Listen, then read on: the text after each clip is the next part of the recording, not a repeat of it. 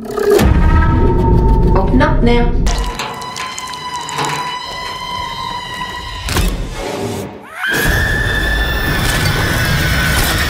Hello इनिस fam, आज की वीडियो में मैं आपके साथ शेयर करने वाली हूँ इविल डेड राइज मूवी की पूरी कहानी।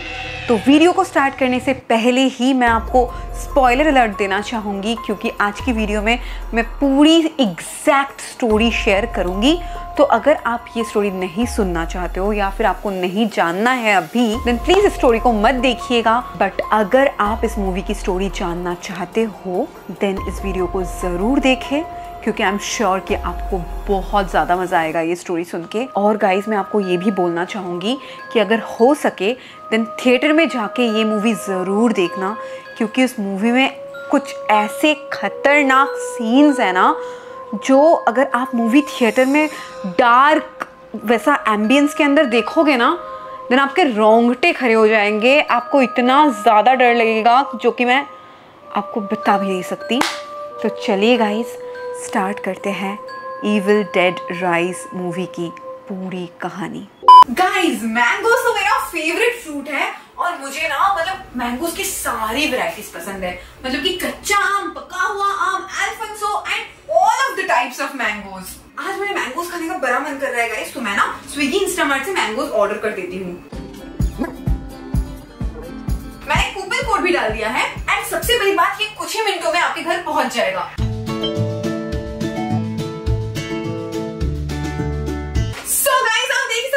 ऑर्डर मिल गया है कुछ ही मिनटों में। एंड गाइस, आप तो देख ही सकते हो पैकेजिंग भी बहुत अच्छा है एंड मैंगोज की यार क्वालिटी ना स्मेल से पता चल रहा है। मैं तो आपको रिकमेंड करूंगी कि आप स्विगी इंस्टामार्ट ही यूज करो, क्योंकि ये आपको ना कुछ ही मिनटों में डिलीवरी दे देते हैं। स्विगी इंस्टामार्ट सिर्फ स्विगी पे अवेलेबल है। अगर आप पहली बार ऑर्डर करोगे तो मेरा कूपन कोड IMNEXT जरूर यूज करना। इससे आपको 100 रुपीज ऑफ मिलेगा एंड आपके फर्स्ट 5 ऑर्डर्स में आपको मिलेगा फ्री डिलीवरी। सो गाइस, मैंने लिंक डिस्क्रिप्शन बॉक्स में पिन कमेंट में दे दिया है, तो जल्दी चेकआउट करो। तो मूवी की शुरुआत में ही हमें मिलाया जाता है मूवी के 3 इंपॉर्टेंट मेन कैरेक्टर्स के साथ, जो है जेसिका, टेरेसा एंड केलब। ये तीनों छुट्टियां मनाने गए थे लेक साइड केविन में। मूवी की शुरुआत में ही हमको ये देखने को मिलता है कि जेसिका का तबीयत कुछ ठीक नहीं था और टेरेसा जेसिका की तबीयत चेक करने के लिए जेसिका के पास जाती है। उसको दिखता है कि जेसिका सो रही है और जेसिका जो बुक पढ़ रही थी उसका नाम है विदरिंग हाइट्स। जब टेरेसा जेसिका के पास गई तब टेरेसा ने देखा कि अचानक जेसिका उठ गई और उसकी वॉइस ना बहुत ज्यादा अजीब सी हो गई थी और वही वियर्ड सी वॉइस में जेसिका उस बुक्स की कुछ लाइंस बार बार बोले जा रही थी। ये बात टेरेसा को बहुत ज्यादा अजीब लगती है, शायद उसका तबीयत बहुत ज्यादा खराब है। तो यही चेक करने के लिए टेरेसा जेसिका के पास गई और जब टेरेसा जेसिका के पास गई, जेसिका अचानक एग्रेसिव हो गई और टेरेसा के बाल नोचने लगी।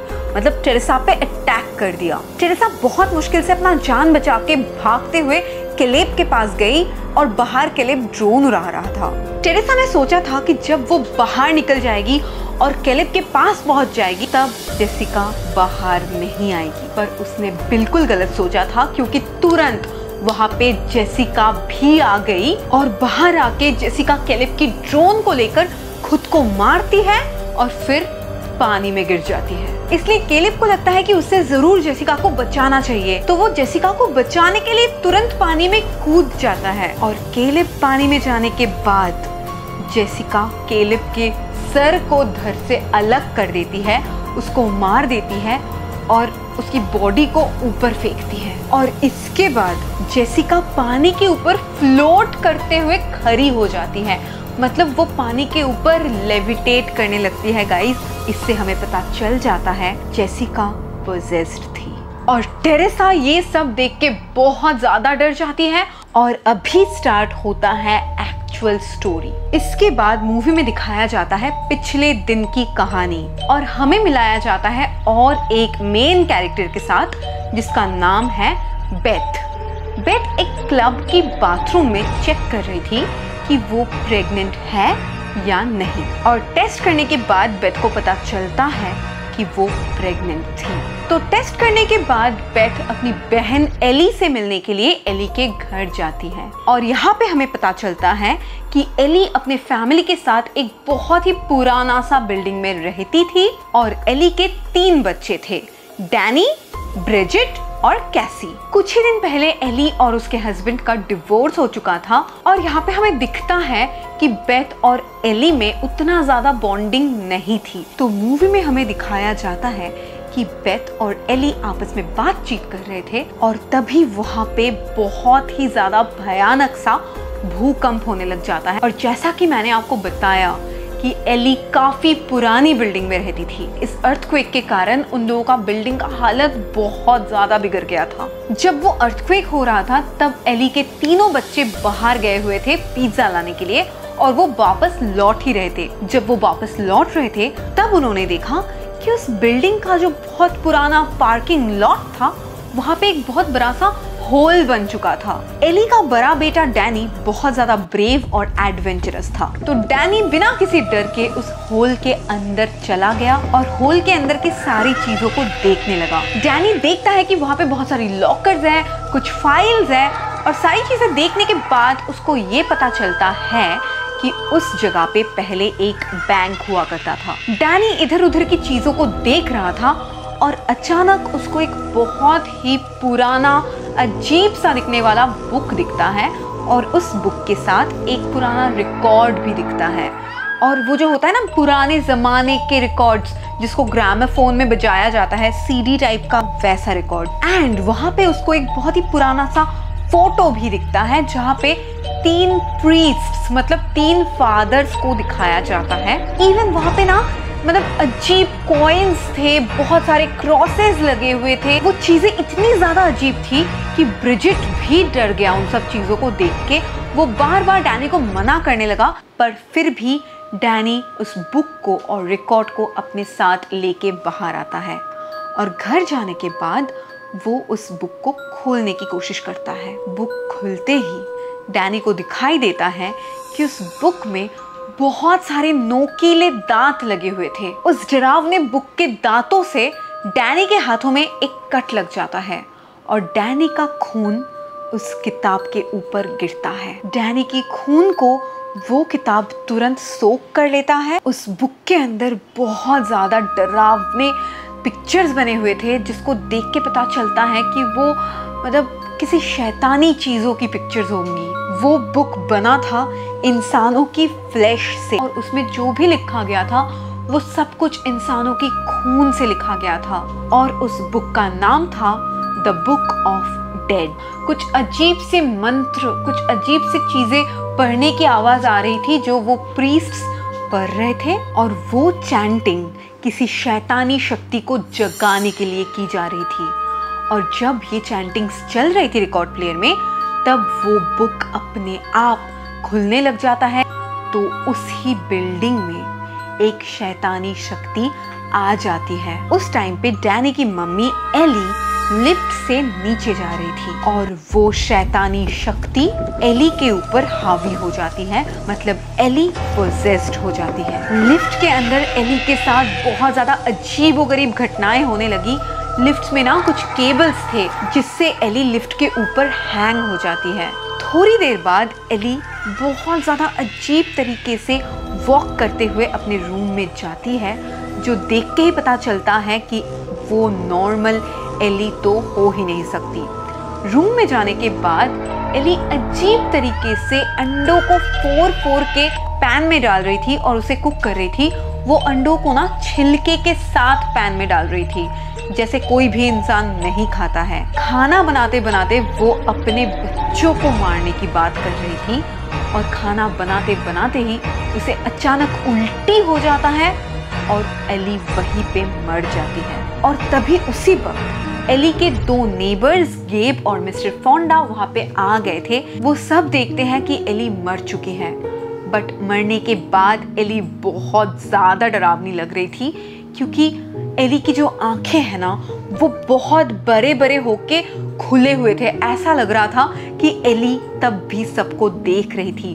तो गेब जो एली का नेबर था वो जल्दी से एली की आंखें बंद करने की कोशिश करता है, पर एली की आंखें बार बार खुल जा रही थी। एली के नेबर्स गेब और मिस्टर फोंडा दोनों ही काफी ज्यादा डर गए थे, तो इसलिए वो दोनों उस बिल्डिंग से बाहर निकलने की कोशिश कर रहे थे।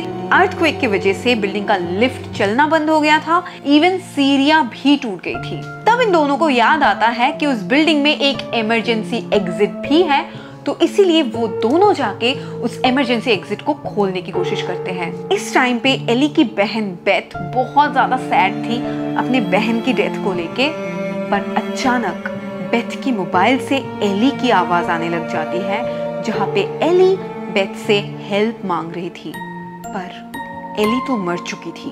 तो ये आवाज किसकी थी? ये आवाज आने के तुरंत बाद बेथ देखती है कि एली फिर से जिंदा हो चुकी है, और बेथ सोचती है कि शायद एली ठीक हो सकती है, और वो एली के पास जाती है।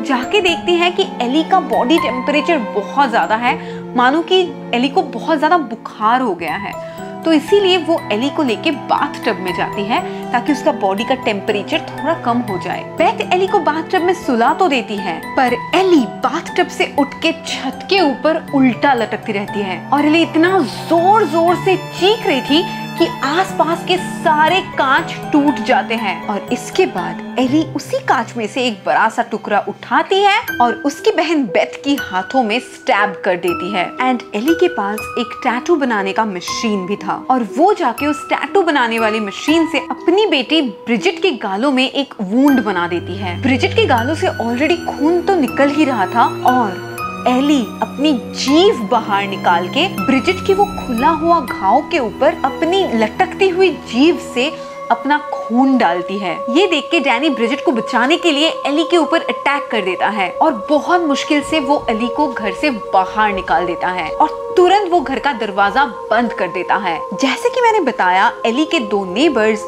गेब और मिस्टर फोंडा दोनों बाहर निकलने के लिए इमरजेंसी एग्जिट को खोलने का कोशिश कर रहे थे, और मिस्टर फोंडा के पास एक शॉटगन भी था। फिर भी एली जाके इन दोनों पर ही अटैक करती है और एक एक करके इन दोनों को ही मार डालती है। इसके बाद एली को घर के अंदर जाके बाकी सबको भी मारना था, इसलिए वो घर के गेट से बाहर से ही उसकी सबसे छोटी बेटी केसी को हिप्नोटाइज करने की कोशिश करती है। और कैसी सबसे छोटी थी और बहुत ज्यादा मासूम भी थी।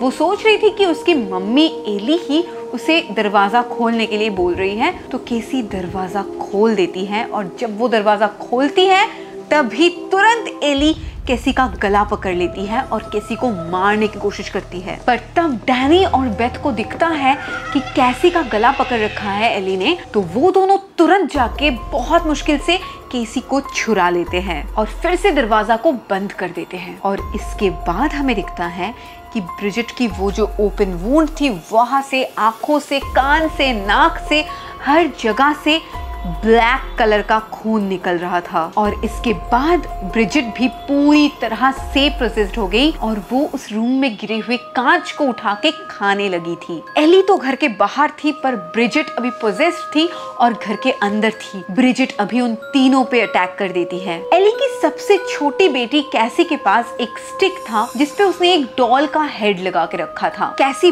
बहुत ज्यादा डर गई थी और सबको ब्रिजिट से बचाने के लिए वो उस स्टिक से ब्रिजिट के ऊपर अटैक कर देती है। ऐसा करने के बाद ब्रिजिट बेहोश होके गिर गई थी, या फिर ऐसा भी हो सकता है कि ब्रिजिट अभी सही में मर चुकी थी। पर डैनी, बेथ सबको पता था कि ब्रिजिट अभी पोजेस्ड हो गई थी और वो फिर से उठ जाएगी, तो डैनी जल्दी से उसको बेड से बांध देता है और डैनी बेथ को बताता है कि ये सब जो हो रहा है उन सारी चीजों का कॉज डैनी खुद है, क्योंकि डैनी एक बुक और एक रिकॉर्ड को घर के अंदर लाया और उनको घर में लाने के बाद से ही ये सब हादसे हो रहे थे। बेथ को समझ में आ जाता है कि उसे जानना है कि कैसे इस डेमोनिक एंटिटी को खत्म करना है, तो इसलिए बेथ उस बुक को पढ़ने लग जाती है और उस रिकॉर्ड को भी सुनने लग जाती है। अभी तक तो एली बाहर थी, पर तब उसको दिखाई देता है कि उस बिल्डिंग की वेंट्स में कैट्स है, बिल्लियां हैं। तो उस बिल्लियों को देख के उसे लगता है कि वेंट के अंदर से वो अंदर आ सकती है। तुरंत एली वेंट्स के अंदर से उस रूम के अंदर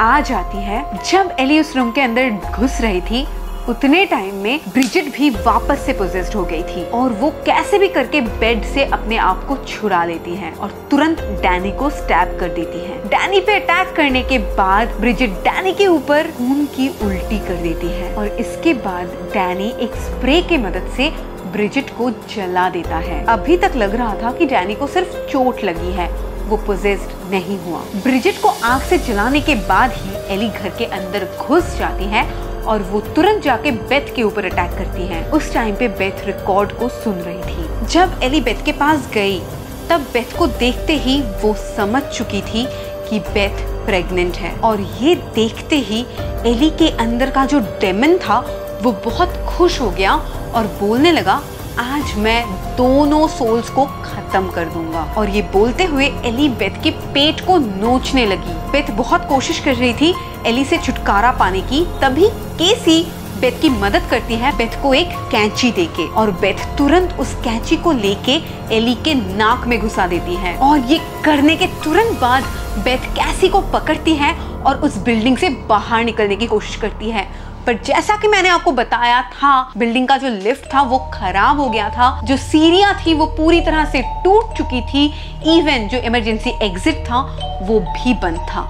पर जब बेथ इमरजेंसी एग्जिट के पास गई, उनको दिखा कि वहां पे मिस्टर फोंडा का शॉर्ट गन पड़ा हुआ है, तो बेथ ने उसको उठा लिया और तभी बेथ के सामने एली आ जाती है। पर अब तो बेथ के पास शॉर्ट गन था, तो बेथ शॉटगन से एली को अटैक कर देती है और इससे एली को काफी चोट पहुंचा था। एली के हाथ पैर कट गए थे। पर इस टाइम पे उस बिल्डिंग में तीनों लोग पोजेस्ड थे, एली, डैनी और ब्रिजिट। डैनी और ब्रिजिट अजीब तरह से एली के पेट को नोच रहे थे और उसके अंदर एली की बॉडी के अंदर समा जाने की कोशिश कर रहे थे ताकि वो तीनों मिलके एक स्ट्रॉन्ग डेमन बन सके। एली, ब्रिजिट और डैनी जो तीनों ही पोजेस्ड थे, वो तीनों कुछ अजीब सी चैंटिंग करने लगे थे। वो था डेड बाय डॉन और नो वे आउट।